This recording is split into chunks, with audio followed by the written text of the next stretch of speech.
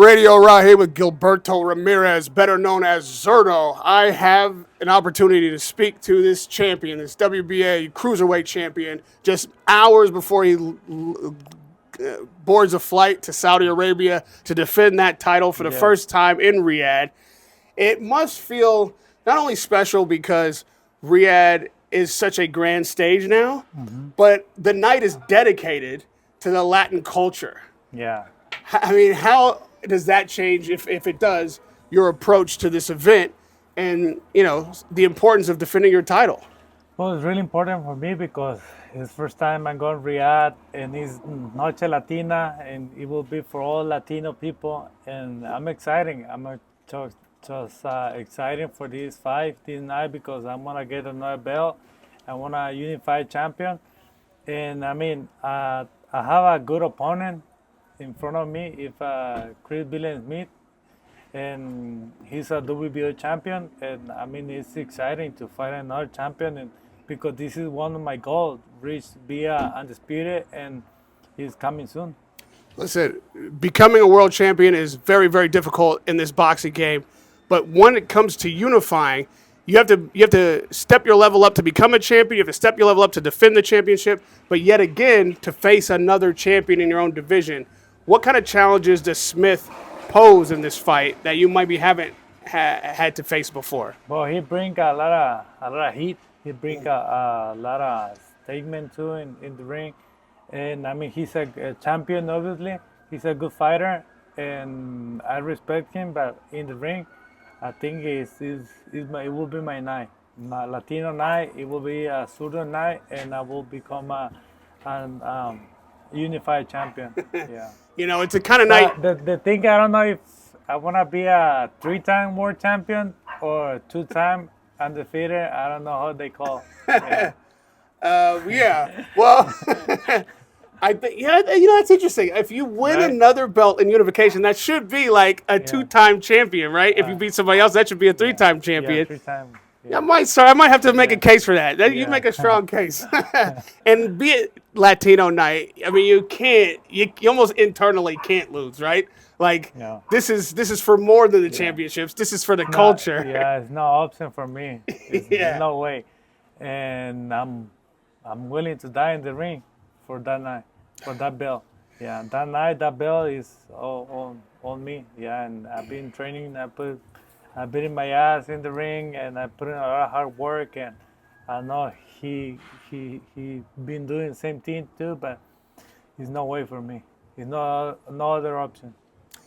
You're doing something that not very many fighters have been able to do in the course of history. You started at middleweight, and you've found your way all the way to cruiserweight, and only having taken one defeat along the way, and now you're in a unification bout.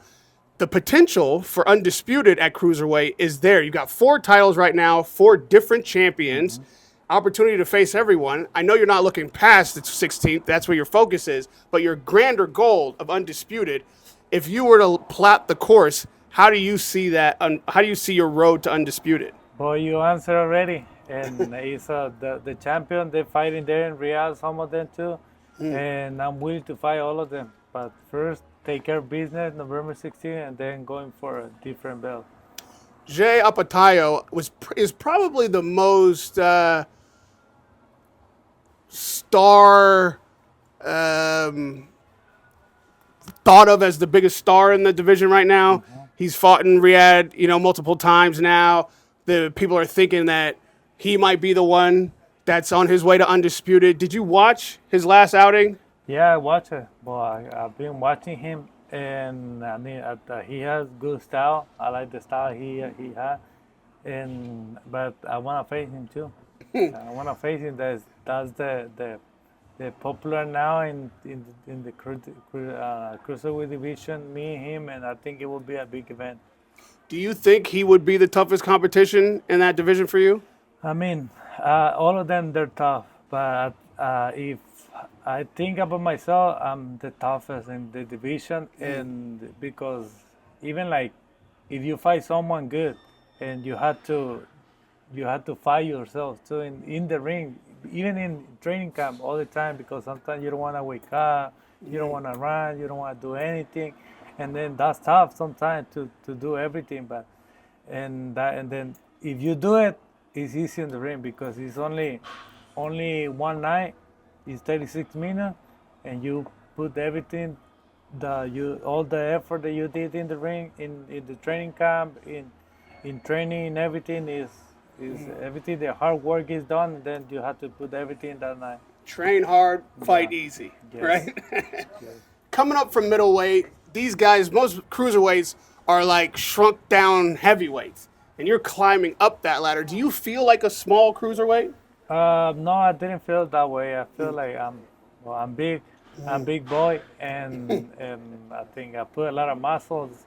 And even like it was hard for me to start maintain like being like middleweight, and then I had to move like super middleweight, then light heavyweight, and now cruiserweight. Probably maybe I will move like heavyweight. Even like I've been like Usyk. Usyk is a small heavyweight, Right. champion, right? Right. And I have good footwork and a lot of movement. I'm skillful, and then who knows? If you had caught Usyk when he was still in the cruiserweight division, you think you would have beat him? Well, I think it will be a good match. I've been watching him, and I think I've been following him a lot, and I mean that's one of my goals too, like being undisputed in the cruiserweight, then go heavyweight, probably fight him too in the heavyweight. Do you think Usyk beats Fury in this rematch? Yes, I think so. Yeah. He has so much skill, and he moves really good, and I mean he should need to be really sharp that night. You know, the only defeat on your record is at light heavyweight, and you know, Beterbiev was a fight that everyone was anticipating for so many years, at least 3 years. What did you think of that decision? I think for me, Bivol won. Yeah, Bivol won. He was moving. He connect more punches, and I think the style Beterbiev has is going forward. He was touching, sometimes through hard, and I mean, but I'm just as a fact, I think Bivol won. There's some talk that this rematch for the Beterbiev and Bivol may not take place for a whole year, like October 25. We don't see it again until then. Do you think that's too long to wait? And do you think what does Bivol have to do to win on the cards if it comes down to a rematch? Well, I think he had to do the same thing. Just the last 2 rounds, he had to put more pressure, and that's it. You think a year is too long to wait, or should it go right back into it? I mean, as a fighter, we can wait like 1 year, right? But I mean, it's good for Bivol. Bivol is young, strong, and Beterbiev is old, strong, but old. Like in 1 year older. I mean, it could be good for Bivol too. It's classy of you to say that. You know, obviously, like I said, it's the one loss in your record, and it may not, like, you're definitely not going down to light heavyweight. I don't know if Bivol ever makes it up to cruiserweight. Is it tough, like when you're climbing that way, to just know that might not ever be a rematch that you get to right? Yeah, it is hard, but I mean, I take a loss, and he's a great champion, and that's it. I move forward, and I let my loss in the past. I mean, he will be there all the time, but I take him as a champion. I take it as a human too, as a people, as a fan. And I mean, it's great because I learned from that loss. I learned to find myself. I learned to train harder than ever. Be really mindset, skillful, and everything. I mean, I think it's a learning. I didn't take as a loss. I take a learning, as a learned lesson. I think in Riyadh this time around, because of the size of the event and the fact that you'll probably be performing there at least multiple times, especially if you're victorious, it may be the first time a lot of fans are introduced to you. You know, Opetaia is, I think, probably the guy who they're giving the most attention, but anybody can grab the spotlight with a great performance. Yeah. You have an opportunity for that on the 16th of November.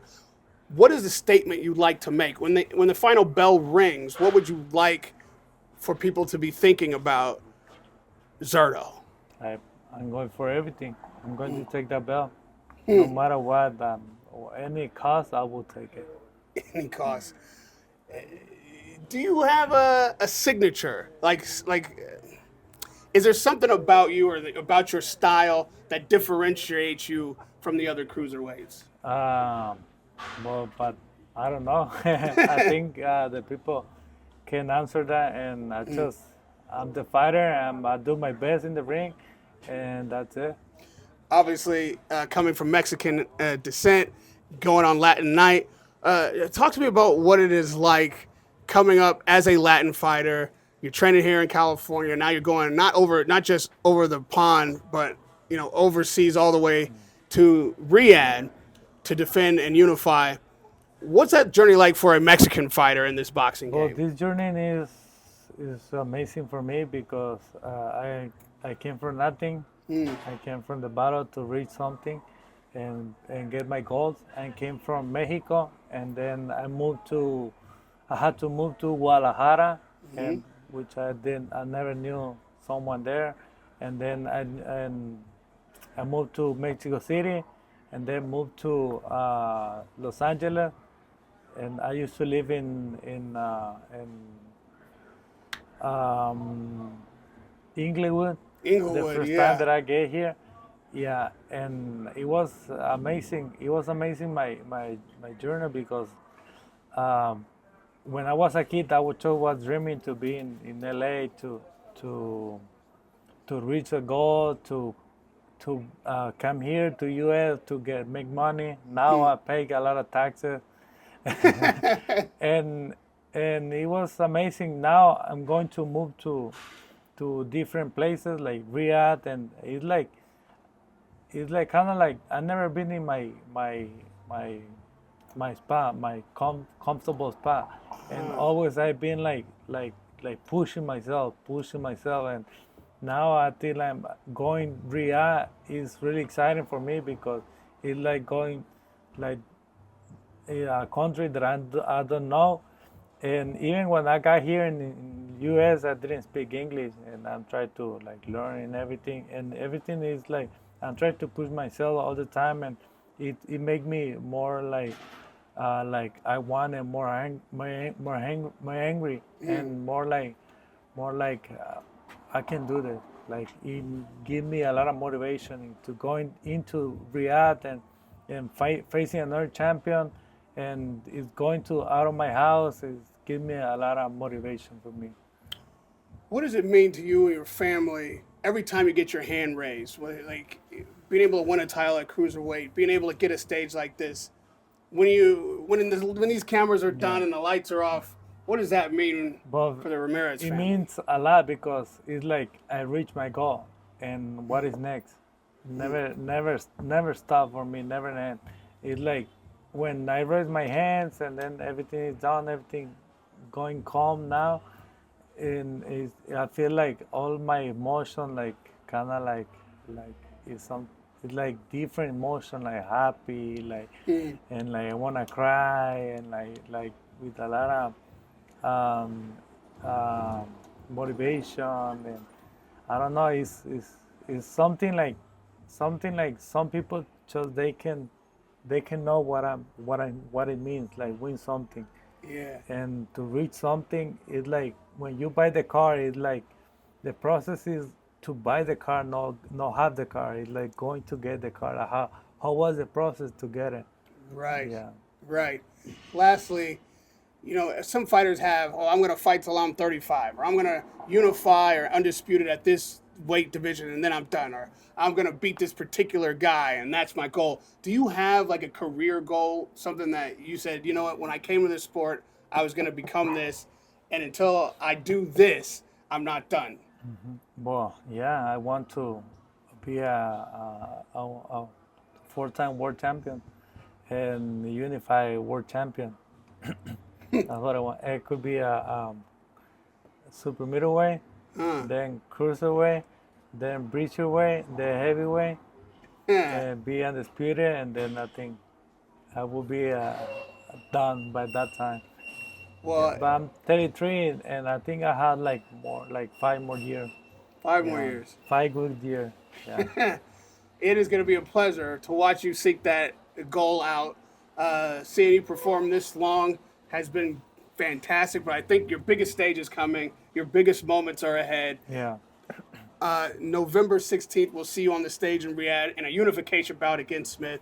Hopefully, by this time next year, we'll be talking about an undisputed fight. Yes, so, good luck on your travels. I know you're traveling just a few hours. Yeah. This is your last few hours in LA. Thanks for inviting me into your training camp and taking some time. Thank you for having me, and don't miss the fight, everyone. See you November 16th, Noche Latina. No se pierdan la Noche Latina, noviembre 16 en Riyadh. Allá nos vemos. Zurdo Ramirez va a pelear por otro título. Vamos a seguir así historia. Still making history. Making history. Radio Rahim with Zurdo Ramirez.